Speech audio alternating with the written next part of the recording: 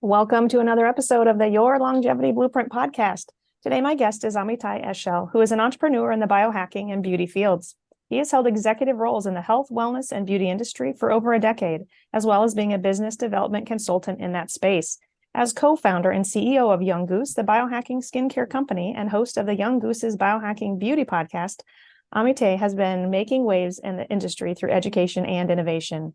Young Goose embodies his two passions, performance optimization and skin health, with products that boost the functions of natural rejuvenation processes in the body. Welcome to the show, Amitay. Thank you so much. The first person to ever say my name correctly, so it gives you a lot of credit. That's harder than medical school. I only said it correctly once, but I will try to pronounce it correctly the rest of the show. That's great. Thank you for being here. Absolutely. It's absolutely my pleasure. So for listeners who follow me on social media, they know that I was very excited to announce that my practice, the Integrative Health and Hormone Clinic, was really the first clinic here in Iowa to be able to retail your products, these amazing products. And I learned about them from actually some of my past podcast guests who are biohackers. You know, they're in that industry, who love their products. So for my listeners, you know, Natalie Nidham, Sean Wells, and I even saw recently Amy Horniman was, advocating for your products. So I know that will sound familiar to listeners. So additionally, you've trained our staff on these products. And I thought, well, what better way to educate my patients and listeners on their benefits than bringing on the expert and the creator? So today, I want to dive into the products. But first, I want to dive into how we really can reduce skin aging.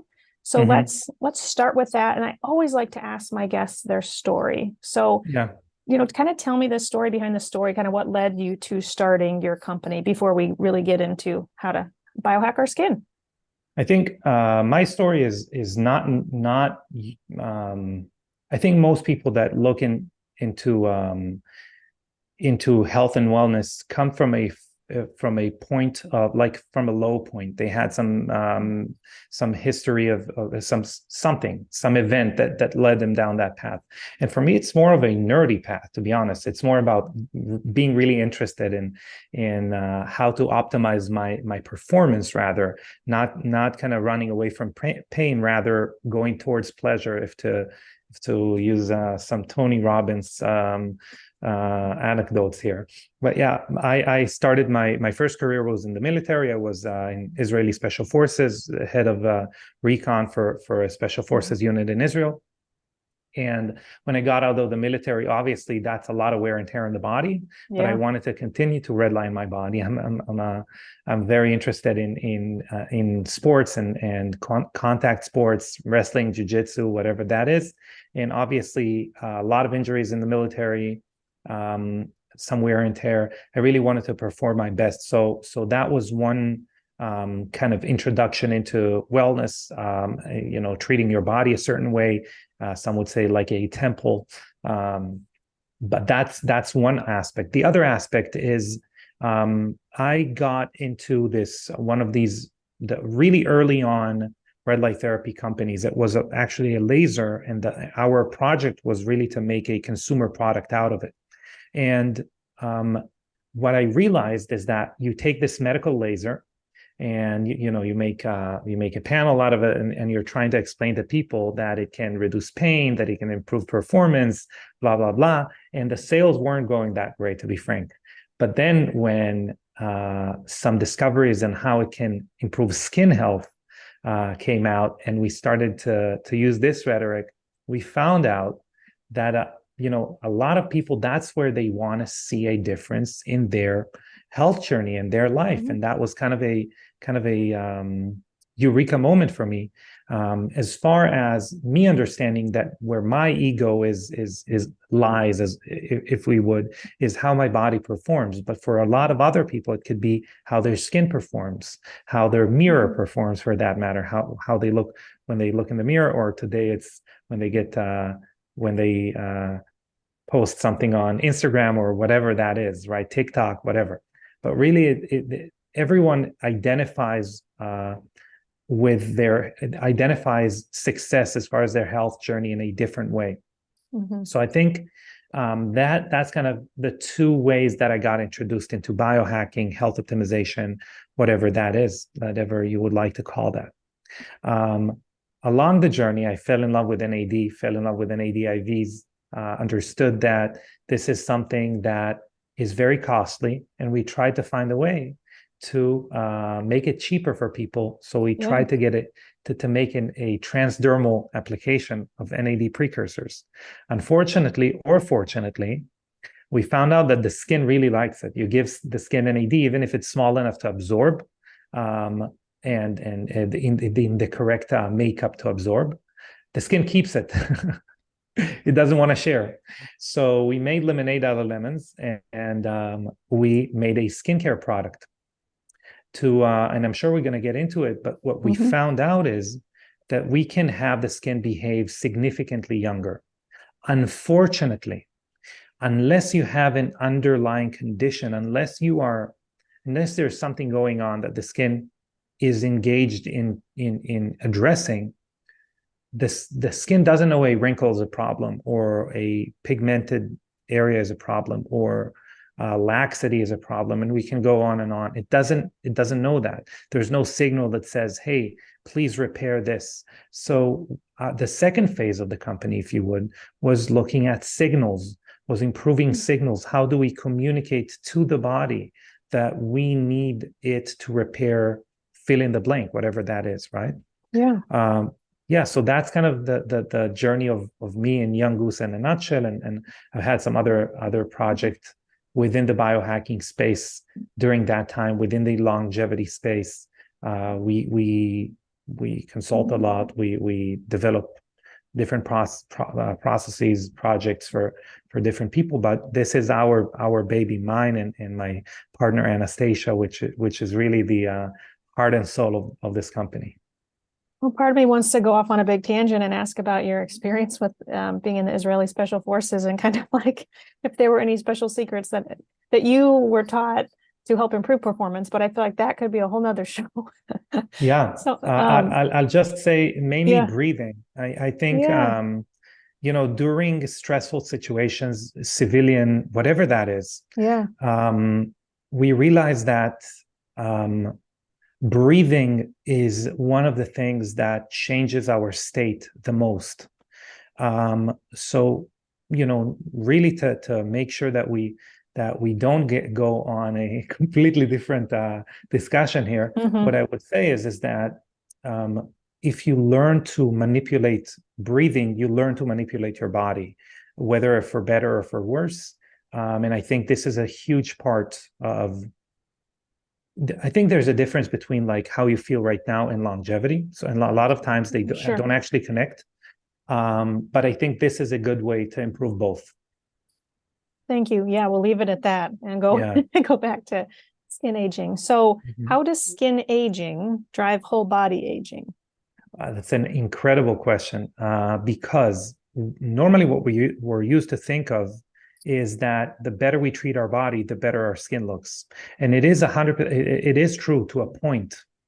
What I would say to that specific subject, before I go to the mirror side of it, which is how the skin affects whole body aging, I would say is as we grow older, especially women after menopause, but as we grow older as a whole, the skin becomes less and less an organ that communicates sexual maturity, vitality, etc.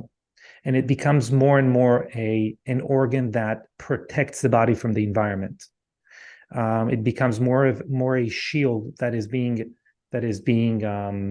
sacrificed in order to protect our body, rather than an organ that is supposed to tell the environment, hey, I am at my peak, and I'm a valuable member of society. I'm a youthful, vibrant individual, and I think that there is something there as far as why we want our skin to look good as we grow older, because that is really the communication method for, hey, I'm a productive member of this society.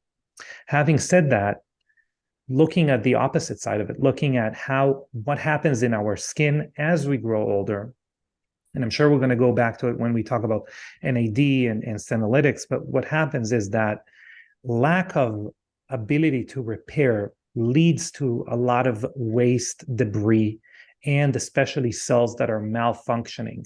Chief among them, cells that are called senescent cells, which you can think of them as zombie cells are normally what people call them, and that's very apt because they don't communicate, they don't contribute, they infect other cells, and they are basically in a state that's between living and dead. But we can really think of them as malfunctioning cells. And these cells create a lot of inflammation. This inflammation obviously is bad. Okay, we can talk about why inflammation is bad, but really inflammation is a driver of aging. It's called inflammaging, and this is one of the major culprits of why our body ages.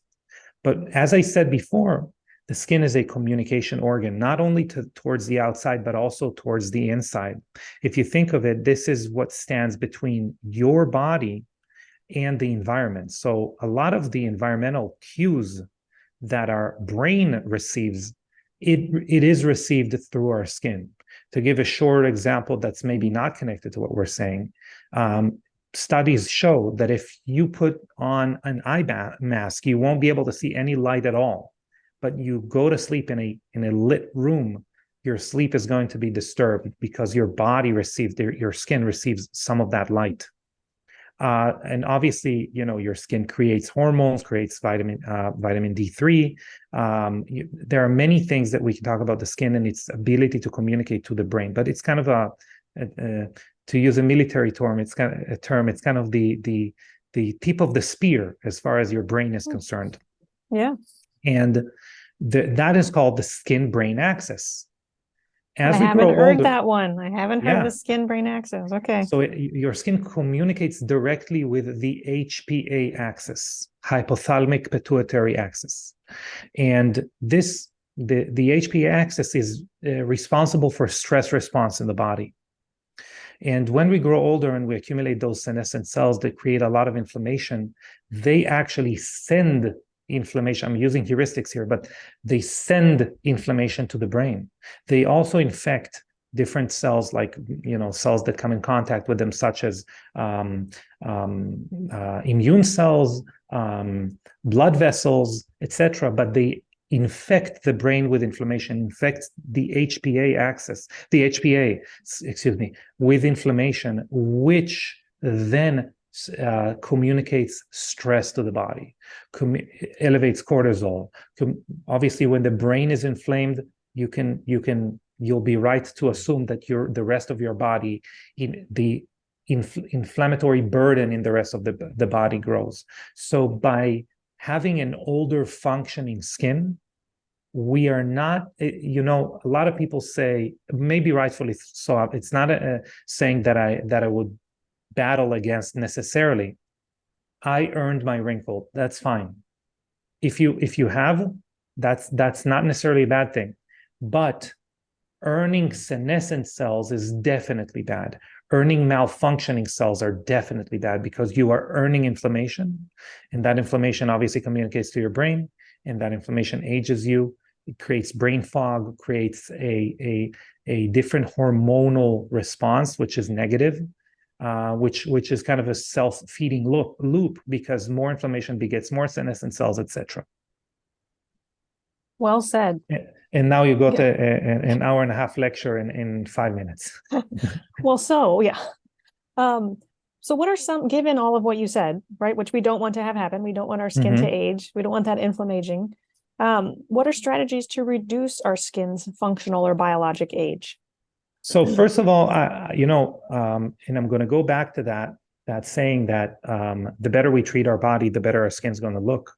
Most people don't know that only around 20% of skin aging is what we call intrinsic aging that happens from the inside. 80% obviously it's individual, but in Western society, 80% of aging is from external factors, extrinsic aging. So it could be pollution, it could be toxins, it can be heavy metals, it could be obviously UV light and blue light that we get from artificial light, which is called high energy visible light. All of those things drive skin aging. And they're normally in Western society is about 80% of what skin aging is. So first and foremost, prevention, an ounce of prevention is, what do they say? An ounce of prevention is like a pound of cure or something. Yeah. So that's number one. Definitely protect our skin, and we can do it in a few ways. We can obviously do it through natural or non-chemical sunblock and some peptides that can help with us protecting our skin. And we can also do it with antioxidants in our products, and also from the inside. But in general, studies show that we can double the effectiveness of a sunblock if we add antioxidants to it, just to give you an idea. Wow. So yeah. So in general, does your sunblock have antioxidants in it? Not only antioxidants, also very, very interesting peptides that we use to help the skin repair its cellular membrane like super fast before that damage accumulates. It's actually extremely interesting. So we don't only protect from, and that's why people like, Molly Maloof or Dave Asprey and all of those people really like our sunscreen, because it doesn't only protect you from UV, it also protects you from blue light, from pollution, and helps the skin deal with the damages of EMF, which is electrical magnetical frequencies that we're all exposed to that also damage our skin. So that's number one, prevention. Number two, how can we lower the functional age of the skin? First and foremost, we can serve the skin the molecule that it lacks as it grows older, that kind of is the culprit of everything that we think of as aging, which is NAD. I knew you were going to say that. Okay. Of course, yeah. NAD is basically the fuel, not only for energy creation, but also for over 600 repair processes, for DNA integrity. So for many things that we think of as correct function or youthful function, as we grow older, NAD halves by the time we get to 60. And we can think of aging as the accumulation of unrepaired damage. Mm-hmm. So NAD is essential for damage repair. And every time there's not enough NAD, we accumulate that damage, and eventually that leads to aging and even death, disease death. And just for our listeners, we talk a lot about mitochondrial health and mitochondrial function, and NAD is just absolutely necessary for that, just so that they can kind of understand more of what you're saying. Yeah. And I would say this, that's something that normally drives in the point. If I took NAD magically from your body, you're going to be dead in 30 seconds. Wow. Okay, so I think that's a good contrast to paint, right? So unfortunately, if I try to give NAD to my body, to my skin, the body doesn't really understand what to do with it, because it only exists inside our cell, or it's only utilized inside our cell. What the body is used to is recycling its own NAD and using different types of vitamin B3 as building blocks for NAD. So normally what we want to do is give the body different types of vitamin B3. There are ones that work better and worse. Normally what people know, especially from skincare, is niacinamide or non-flush niacin. This can be a whole podcast, but let's just say it's the least effective form, and it can be detrimental. So normally what we want to give the skin is like really high performing building blocks for NAD. They are called NR, NMN, MN, tryptophan, NA. All of those are normally the ones that we want to look for. Sure. And guess what? We have all of them in our products. So this is the first and foremost. We have to raise NAD levels, and we have to signal DNA repair. That's how we can have the skin behave like a younger skin. So we do it through a patented form of resveratrol, which is, you can think of, if NAD is the fuel for repair, especially DNA repair, resveratrol is like the gas pedal for that repair, for DNA repair. Okay, so normally resveratrol is not very bioavailable in the skin. We have a process that makes it 50 times more bioavailable. So this is really, and by supporting with CoQ10, PQQ, things like that, different peptides, we can have the skin behave like younger skin. No, we have them in two products, which are kind of our base products that we believe everyone in the world should use, which is Care, our Yeah, moisturizer. go into those. Yeah, go for it. Yeah, Care, the moisturizer, Mm-hmm. and Eye Care, which is for the skin around the eyes. A little tip, you can also use it around the lips. That is the two products that I'd recommend the most. Which I've been doing since you told me. Can you see? Yeah. This is quick better. No. Just kidding. But for if the we listeners, wanted, those have the N. Do you call that the NR Noble, that patented? NR Noble, we actually are changing. We trademarked it a little differently Sure. because people now don't really know what NR is, since David Sinclair, the kind of Harvard longevity expert, has really hammered in the other building block that's called NMN, which we also have in those products. So now the trademark is called NAD Noble. So we're going to phase out NR Noble, but People it's the are more same familiar thing. with. Yeah, sure. Yeah, that's in the Care boosting moisturizer and in the Eye Care and the eye cream. Okay. Yeah, and these building blocks are special because they're nano-sized and they're liposomal, so there is like a protective layer on them, so you can get them the freshest and the most active when they do absorb into your skin. If we wanted to have the skin specifically behave like a younger skin, we also need to eliminate those senescent cells, right? Mm-hmm. And that we do through Pro Care Serum. So remember, Care and Eye Care are really that fuel for repair, and our serums would be the different signals for repair that we can have. So Pro Care is signal for overall anti-aging. It will treat wrinkles, sunspots, rosacea. It will balance your oils, things like that. But it's a more general anti-aging signal. It reactivates 14 different genes that are involved that lower with lack of NAD, such as collagen genes, elastin genes, hyaluronic acid genes, things like that. But this is really an overall longevity system, right? We have Pro Care Serum, we have Care, and we have Eye Care. What we could also do, we can also eliminate things that gobble up NAD as we grow older. One of them is called the CD38. This is really nerdy. Most people are never going to talk about CD38, but CD38 is this enzyme that basically destroys NAD. It's like a Pac-Man for NAD as we grow older, and we have a lot of those Pac-Men or is it Pac women? I don't know. It's they changed the game, but anyway. As we grow older, we have more and more of that. Then that depletes NAD as well, and a very cool little active that's called apigenin. That's what makes you sleepy in chamomile. Mm-hmm. That's what eliminates CD38. So we have it in our adaptogenic cleanser. Yep. Yeah. And one of the things that I say about this cleanser is because it has those active ingredients, again, peptides, which peptides you can think of them as like little keys to they unlock different mechanisms, mm-hmm. right?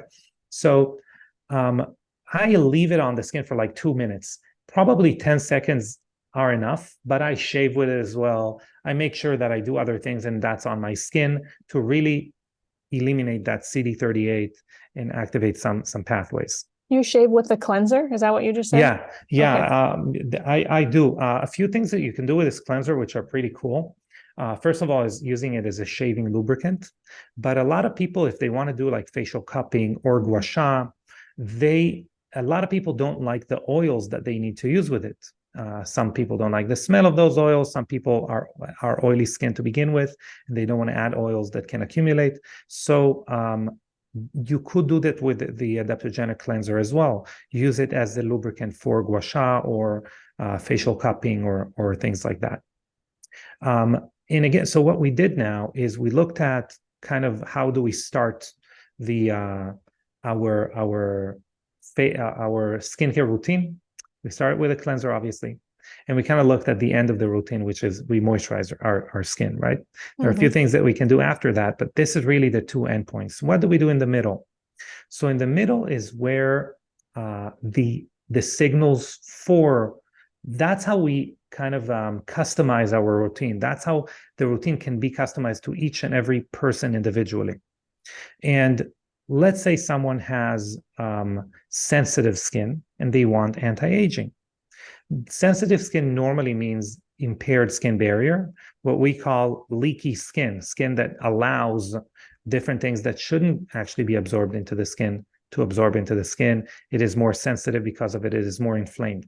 So we actually have a serum that repairs leaky skin or impaired skin barrier that's called BioBarrier. It also has antioxidants and amazing as an anti-aging serum, but it will be the best for people who have rosacea, who have sensitive skin. And we can use different actives after that, but this would be the most important one for that. I was just thinking, being here in Iowa in a couple months here, we're going to have something called RAGBRAI, where many individuals bike for a week across our entire state. We're just a big biking state, I guess, because there's not a lot else to do in Iowa. But I was just thinking this would be a great product for those individuals too, as far as I've heard you say before, this is great for just either cold weather or just being outside, being in the sun. It's great post laser or microneedling or any other treatment, because it is kind of that shield. So am I saying that right? That those individuals would need a stronger skin barrier. They're going to be outside for a week. And, First of all, you touched on a good point. When we do any aesthetic procedure, even if we do microneedling at home, what we did do right now is disrupt the skin barrier. And we increased inflammation because the environment inflames our skin. Dust does, different wavelengths do, the sun, pollution, all of those things inflame our skin. So that signal for repair that we created through, let's say, microneedling or a peel or whatever that is really, it is also inflammation. So that there is a lot of background noise as far as the type of repair that we're asking the skin to do. So to eliminate that background noise, what we can do is we can use the biobarrier, make sure that we isolate the noise, that only the signal that we want the skin to signal is being signaled. So that's very important for anyone who's done any aesthetic procedure, anything like that, to make sure the results are the best that they can have. And also anyone who is exposed to the elements. You mentioned wind and sun and cold. Yeah. It's not true. There are many things to do in Iowa. I heard you build baseball stadiums. I'm kidding. It's the only movie I know. Field of Dreams. Field of Dreams. Yes. Glad that you recognize it. Let's stay on this product. I know we're kind of going back and forth, but actually let's stay on this product because there are a lot of other benefits of this specific product. You did say it could treat rosacea. But I also like that this just stood out to me through our training that this product you said contains, I'm not going to pronounce this right, but the lipochromin 6, which is 20 times stronger than vitamin C, because I think everyone thinks I need to have a vitamin C serum as a standard in my skincare regimen, whatnot. I was just shocked to hear there was something that was stronger than that. Yeah, but I think, this is a great point. Vitamin C, most people use it in their skincare regimen, not because it's antioxidant abilities. As an antioxidant, it's quite tricky. It's very unstable. It is, the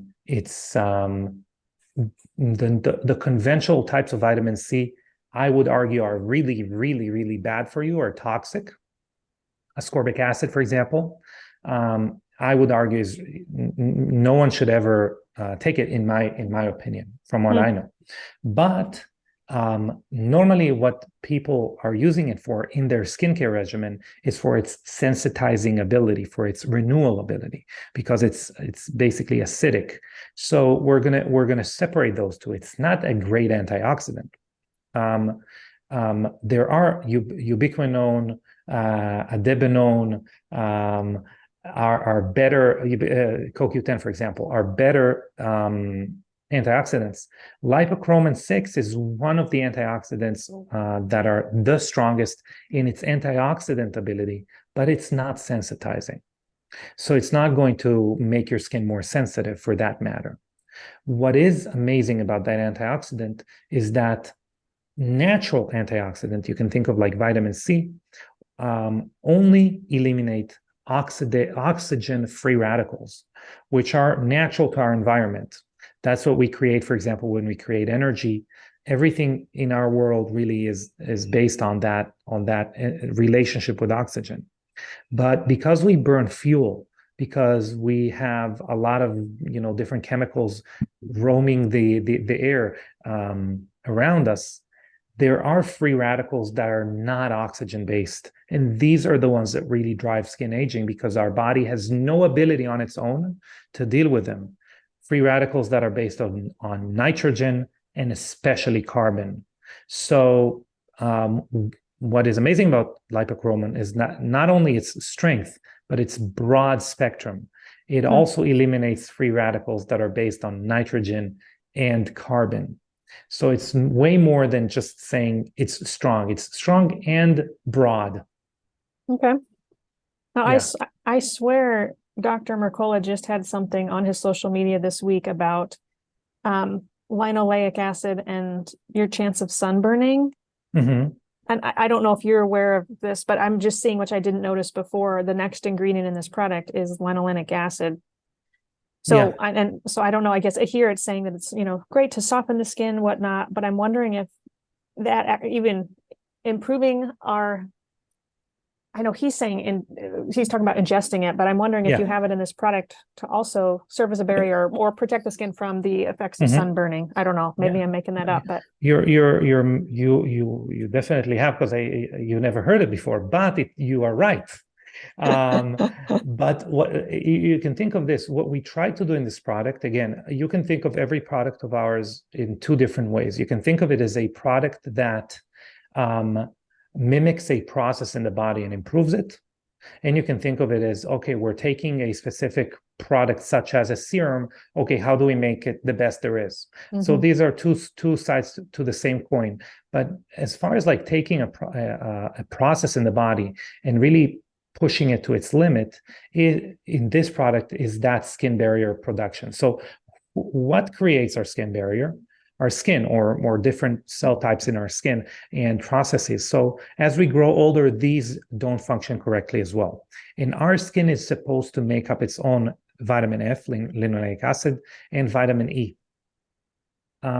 Unfortunately, most of the sources of vitamin F in our diet are rancid. That's why people tell you don't eat seed oil, for example, don't ingest seed oil. They're highly oxidized. So you are building your skin barrier with really bad ingredients, really bad. You source your ingredient very poorly, if you would. What we are trying to do is to really make sure we create the optimal skin barrier a person could create, but then also supercharging it with that amazing antioxidant that deals with things that your skin never had to deal with before when we evolved, when we lived in caves, etc. Sure. So this is the ultimate skin barrier. So this is the BioBarrier serum. By the way, a lot of the times when you hear people talk about exposing your skin early on in the day to the sun, in order to have better response later on to stronger sun, your body is going to... From a circadian rhythm standpoint, you mean, to get out? Not only. So Dr. Jack Kruse is like a very, kind of built his popularity from interactions with the sun. And whether you agree with him or not, what is ringing true from what he's saying is that if we expose our skin to light that has a lot of red and near infrared, we're going to express more of those natural vitamins, antioxidants in our skin barrier. So we do improve how we deal with sun exposure. Okay. All right. I want to ask you so many questions, and I'm not quite sure the best way to go. We could either kind of stay on the product deck, or maybe we could go back to questions like, what's the best way to tackle wrinkles? And then you could kind of help, apply a product to that answer. Okay, so maybe start with wrinkles. Yeah, wrinkles, as I said before, really is kind of interesting because your skin has no idea it's a problem. Okay, and normally what we do is, in order to treat wrinkles, we basically sweep them under the carpet, if you would, the proverbial carpet. So Botox, fillers, right.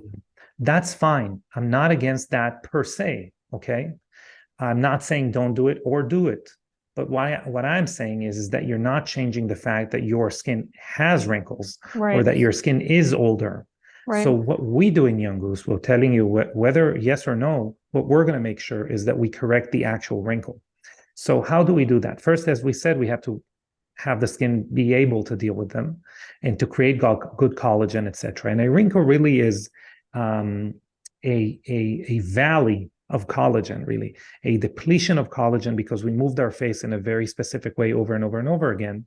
And it's not breakage in collagen matrix, rather a demarcation that the body couldn't fill. So what we need to do is kind of stimulate repair. And we can do it in two ways. We can do it, again, ProCare would be a more long-term effect. And ProCare does have a very, very interesting type of vitamin C that is called THD, which is an ascorbate form of vitamin C, which I would just go ahead and say is better in a much healthier way than ascorbic vitamin C. Okay. 3% of THDs around is equivalent to anywhere from 15 to 20% ascorbic acid. So just to give you an example. So it's pretty strong as far as its vitamin C content. But what we do also is improve the ability of your skin to, and the actual creation of collagen. So we signal and support that wrinkle and laxity repair. If we wanted specific signaling for renewal there to repair that wrinkle, we turn to retinol. Retinol got a lot of undue notoriety or a lot of criticism recently. I can tell you that even the most Puritan people I talk to, if they do dive into the research, there is nothing there. Retinol is amazing, and as research in longevity advances, we can actually see that it has some incredible longevity benefits. It actually interacts with one of the three major longevity pathways that is called mTOR. I did mention sirtuins. mTOR is another kind of amazing longevity pathway. So both ProCare and the serum. The serum, and then not the cream, and bioretinol, which is our retinol, they actually work on the mTOR pathway. And bioretinol, but really stimulates repair extremely quickly. It does have those the same qualities of biobarrier, which we talked about before, that it repairs your skin barrier. So it doesn't only stimulate repair. Normally, the problem with retinols is that they leave us red, irritated, and flaky because they break down our skin barrier. So by incorporating those biomimetic oils, lipids that rebuild our skin barrier in biobarrier into bioretinol, we can actually prevent a lot of that redness. Flaking. So we can do it with two products or combining them using ProCare serum in the morning and bioretinol a few times a week at night. Okay. It's still a retinol. We still want to go slowly in the beginning if we're not used to retinols and kind of increase as we go on. But that's a really, really nice system. And that system can also work for pigmentation as well. So we're covering a lot of grounds by using those two. Well, that was kind of my next question, but I do just want to, from a disclaimer standpoint for listeners, just remind them that retinols are not safe if you're trying to conceive, if you're pregnant, whatnot, and then make sure you use a sunblock, which we'll get to your sunblock also. But my next question was, how do we tackle hyperpigmentation, things like melasma? I have patients ask me about that all the time, and we don't, offer aesthetic services here. I mean, we are very heavy on hormone replacement therapy and functional medicine. And so there are things, antioxidants, whatnot, I can recommend for that, but I would love to hear you more talk about tackling that hyperpigmentation. Yeah. So first and foremost, we need to improve epigenetics, right? We need to improve how our melanocytes, the cells that create melanin, function. So guess what? We're going back to NAD. We're going back to supporting that. But as far as really tackling hyperpigmentation as a whole, we do want to do it with bioretinol and ProCare. We can also incorporate another product that is called Niapolish, which is your exfoliator. It's an exfoliator. And it also boosts NAD levels, which is very important. Do pretty And much all this, your products boost NAD? I mean, that's like your hallmark. well, Well, that we do most it of them. with a lot of the products, but a lot of them have the relationship between like boosting NAD or working within a longevity pathway. It would be, Sure. there are mainly three longevity pathways: AMPK, which we didn't talk about yet, mTOR, and sirtuins. So what we talk about, nail polish, for example, NAD, etc., works with the sirtuins. ProCare and Bioretinol works with mTOR, and the hyperbaric mask, which is probably our most popular product, actually works with sirtuins and AMPK. So we're going to get to that. But basically, what we do want to do is incorporate nail polish, starting low and slow again, once per week, leaving it on for a few minutes, washing it off, and trying to push it to a few times a week, leaving it on for 10 minutes. And that's going to create an amazing result together with everything that we just said, and actually really create a robust, thick, beautiful skin and skin barrier, both. Yeah. Awesome. We could definitely also add the hyperbaric mask. Yeah, let's go. Let's go there. I recently went to, well, I had IV NAD training a couple weeks ago, and then last week, and I went to IV ozone training, and I didn't take your products with me because I just had little travel sizes of another company's products. Yeah. And it was so dry there.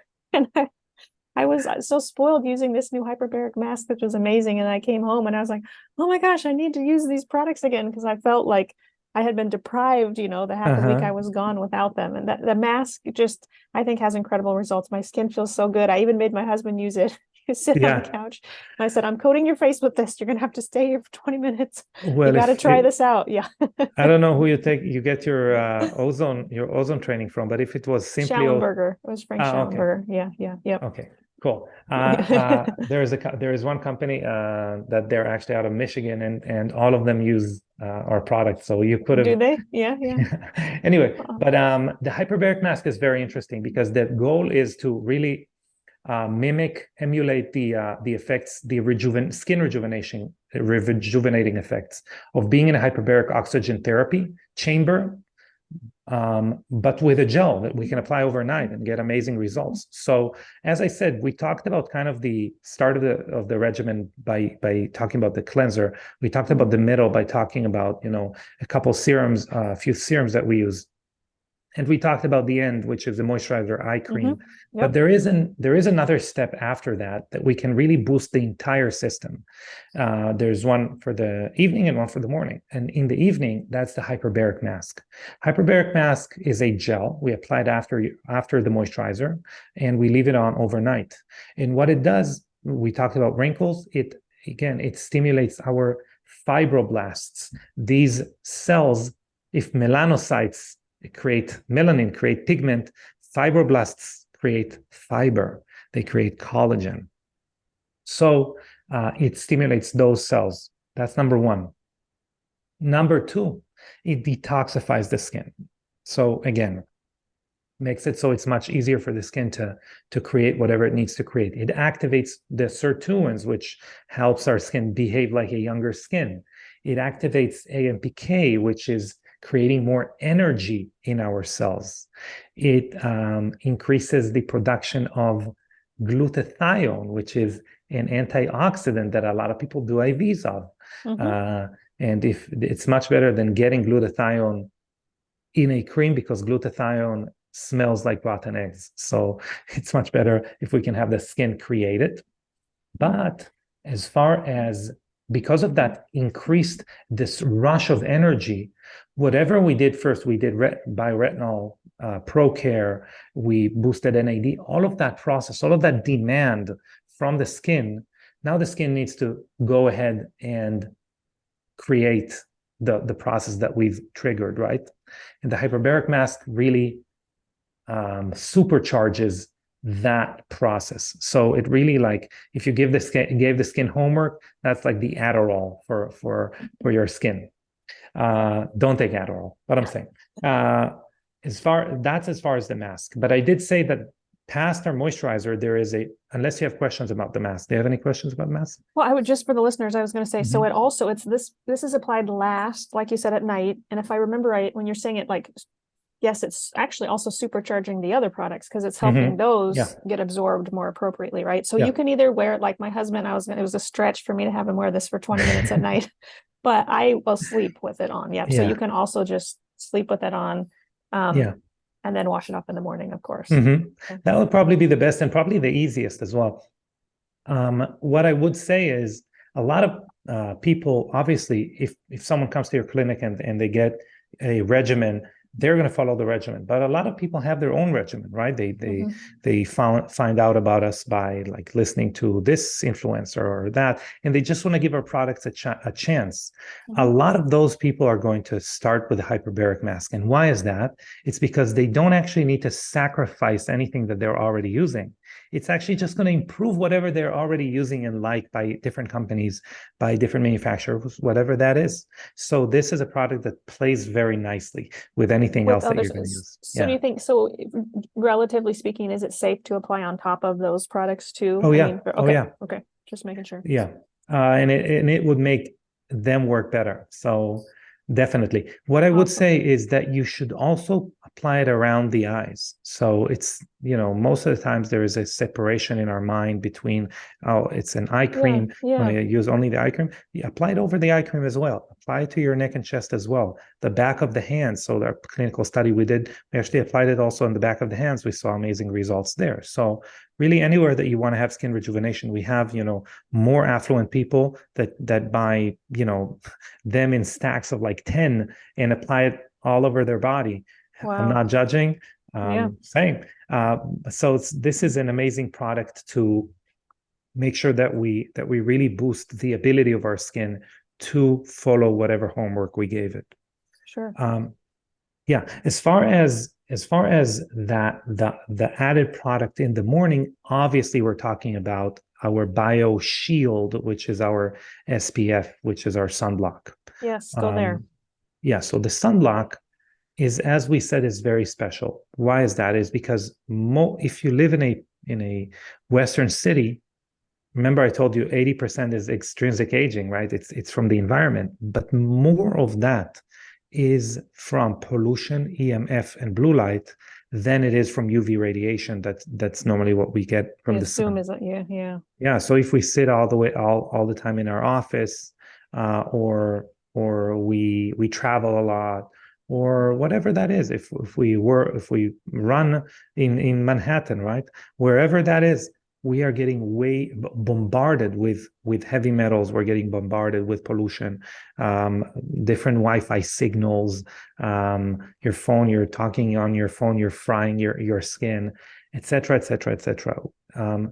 That is why when we designed the BioShield, we went significantly further than just creating a product that protects you from the sun. So guess what? It also has lipochromin 6, that's magical antioxidant that also is an anti-nitrogen free radicals and carbon-based free radicals.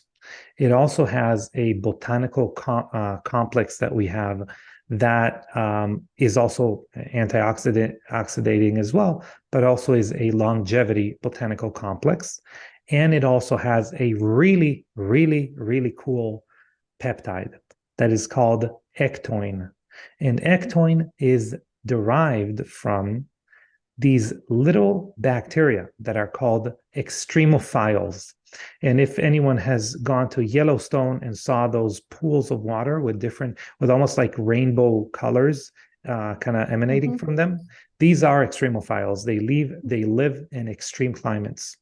And what we know about them is that they have this peptide on their cellular membrane, on the outside of their cells, that repairs their cell protective layer extremely rapidly, faster than the heat or salt or whatever that is damages it. And that's why they can live on those environments. They're also called space teddy bears because of that, by the way, because they allegedly can survive in space. I don't think they can, but that's what they say.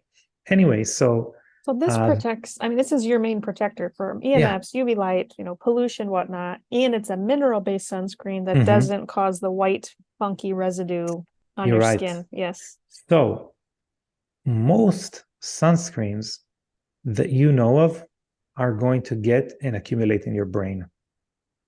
Okay. And this is from studies. They can see Yikes. 10 years later, they can see chemical sunscreens and nano-sized zinc oxide Ew. accumulated in the brain. And what we want to avoid are products that, especially sunscreens, chemicals that can get into your bloodstream basically and get accumulated in the brain. So what we do is we have a special type of zinc oxide that's not nano. It doesn't get into your body, but it doesn't leave the white cast because it is a smaller diameter than a normal zinc oxide. It's not nano, it can't absorb, but it's smaller a little bit. But we also use iron oxides. We use these pigment that is not makeup. Men can use it too. I use it.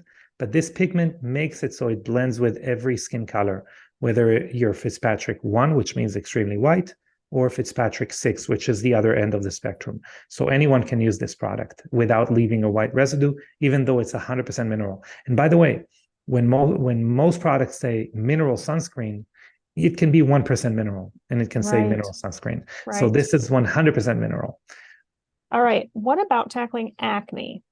I know many of I would say that the women in my major patient population are kind of past that demographic, but a lot of times they're asking for their daughters or whatnot. Mm-hmm. You know, what is the best product you have, a safe product for acne, tackling acne?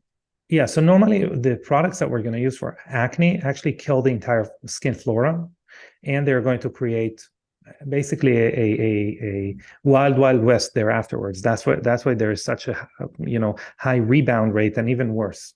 So what we do is we really try to nurture a good skin flora, and make sure that we nurse the skin back into health. So a few ways to do it. A product that we didn't talk about is our Biohack peptide spray, which is a spray that also can be used as a toner if people want to, but also something that you can use during the day. It does have peptides and vitamin C that protects you from blue light, etc. But also it improves skin flora. So that's number one. Number two, and probably the hero as far as that. Remember, really what changes our systems are the serums, right? So the serum that I would highly recommend for people that have acne, whether adults or adolescents, it would be green tea phyto serum. So green tea phyto serum was born to begin with, was created to improve red light therapy, because it improves red light therapy by 200%, but it also antimicrobial, antifungal, and anti-inflammatory. Which is big for acne, right? Because acne is inflammatory, right? Exactly. So when we see acne, we are not seeing P. acne bacteria, which is the bacteria that causes acne. What we are seeing is the inflammation that is caused from that. So this acne, this bacteria builds around your pore, hair follicle, whatever that is, blocks the ability for secretions to come out, inflammation, etc. So we want to eliminate that bacteria, but we also want to eliminate inflammation. What we also want to do is to allow the skin, or to improve how the skin releases dead skin, because that's part of the issue. That's why people get acne when they're stressed. The cortisol makes it that you release a lot of dead skin, but you release it in a way we're going to save on information here, on time, but you don't really release it. You just have it released from the top of your skin, but it accumulates. It doesn't get sloughed off very well. So we definitely want to improve how your skin eliminates or removes dead skin. So again, we can go to Nia polish, and we can go to retinol. And these two products are not going to kill the bacteria specifically, but they're going to unclog the pores. They're going to, again, release the dead skin. So these are all important, alongside using the Care Moisturizer. If you have children under 25 and they need a moisturizer, but they don't have a problem with NAD, right? They have their reservoirs youthful of NAD. Skin. Yeah. So we can use Care Boost, which is a lighter moisturizer that doesn't have NAD. It has all the peptides, the resveratrol, everything else, but no NAD. Perfect. want to ask you about two more products Mhm. for our listeners. I mean, I've even been using this. Can you mention the adaptogenic firming neck and chest product? Yeah. And then I also want to talk about the lip plumper quickly. Yeah, so this is actually a concept product. We source a few ingredients there that no one makes, so we kind of need to make them on our own, and that normally is a very big endeavor. We obviously do it with NAD precursors, etc. But every time you take this upon yourself, it's almost like creating a whole new company. So this is a really a concept product, and what we did is we created a product that is a kitchen sink approach for neck and chest skin rejuvenation. So it does have a very potent type of vitamin C. Again, not ascorbic acid, which is negative. It's not good. It also has peptides that eliminates something that's called glycation. So glycation is when sugar molecules attached to proteins. NAD is very good at countering that, but since this neck and chest product doesn't have NAD because it really is not good at absorbing NAD precursors, we needed to be very creative and find a different way to eliminate glycation, and we do it through L-hibin and colhibin, which are two peptides that are really cool. They improve collagen production, etc., but they also eliminate glycation. And also we have there another peptide that's very good for collagen production, and a xylitol derivative that improves the ability of your skin to create hydration or to hydrate itself, which is really cool. We use something similar in a product that we didn't talk about, which is the adaptogenic HA firming boost.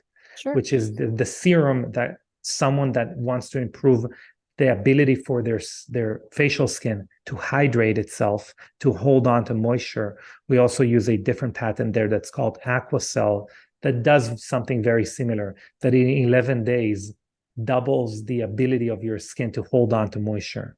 So that's the best hydrating product, what you just mentioned? I call it like a hydration gym.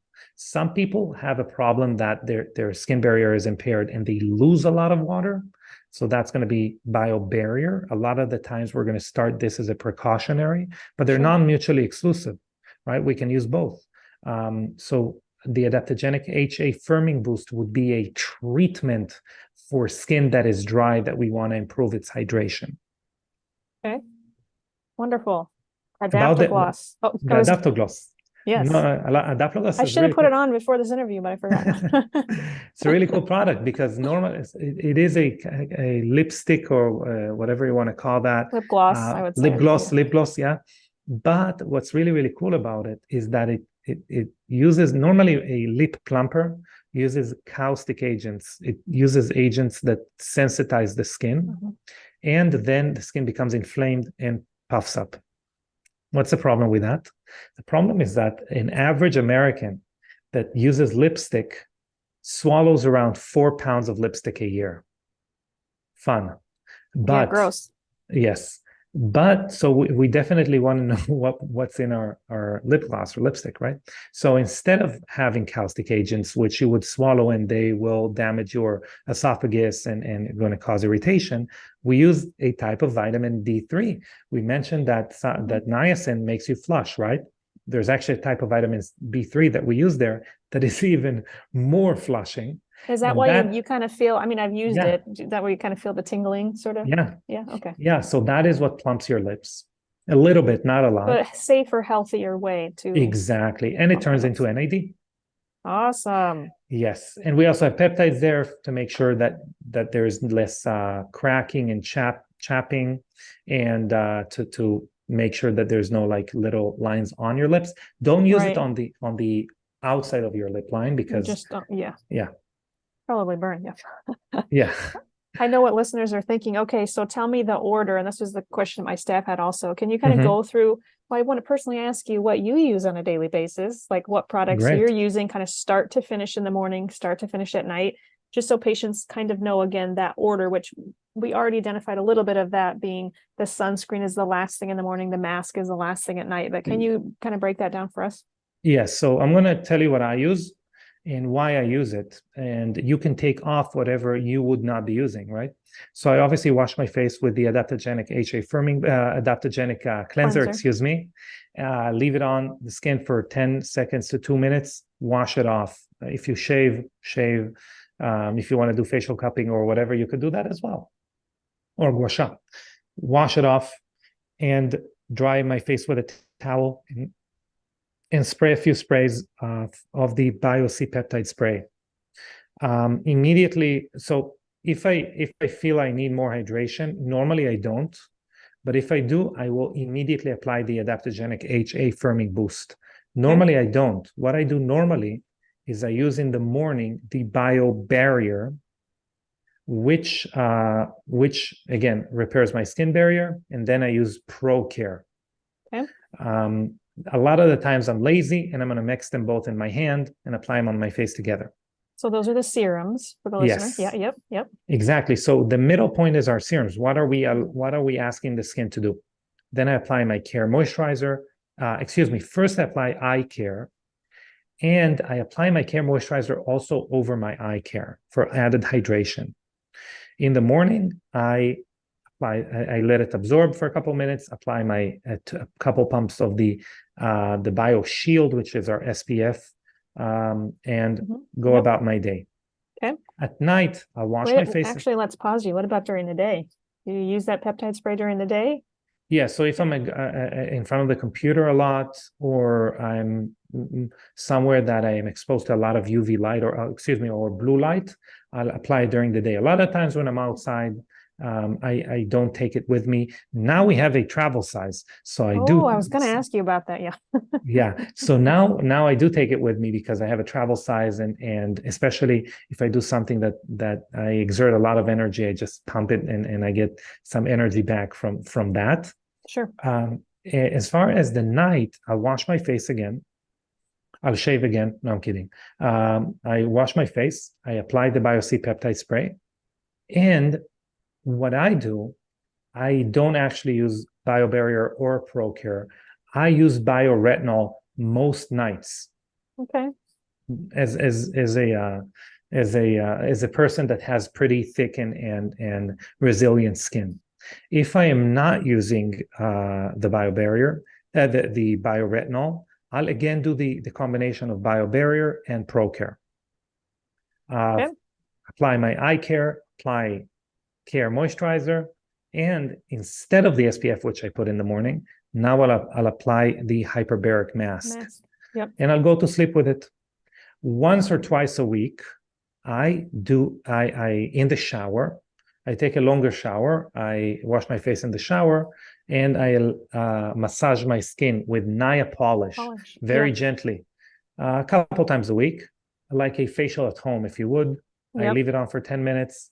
I wash it off, and wash it off very easily, and then I'll do my entire routine. Normally, it happens in the evening, but it can be in any time of day. So it really sounds like the regimen doesn't really differ between men and women. I mean, they all can use many of these products. They're the only where you will see a difference is when we talk about a protocol which we're building now, which is a cycle syncing protocol, which obviously in your practice it's significant since you talk a lot about hormones. So obviously every week of the month, or every phase, because it's not necessarily a week, every phase of the menstrual cycle, a woman has a different hormonal makeup that expresses itself in the skin also differently. So in one phase of the cycle, you will be drier and you will need the adaptogenic HA firming boost. Another one, you'll be oilier and you'll be actually having a problem releasing dead skin. You'll be more, again, you'll be prone to acne. So we can use, again, BioRetinol. We can use ProCare. So that's a protocol we're going to come out with soon that would show you how to cycle the serums specifically in between and match serums to your menstrual cycle. And we have Dr. Mindy Pelz that's going to talk about it, and Dr. Amy Horniman, obviously. So, yeah. Very cool. Exciting. Okay.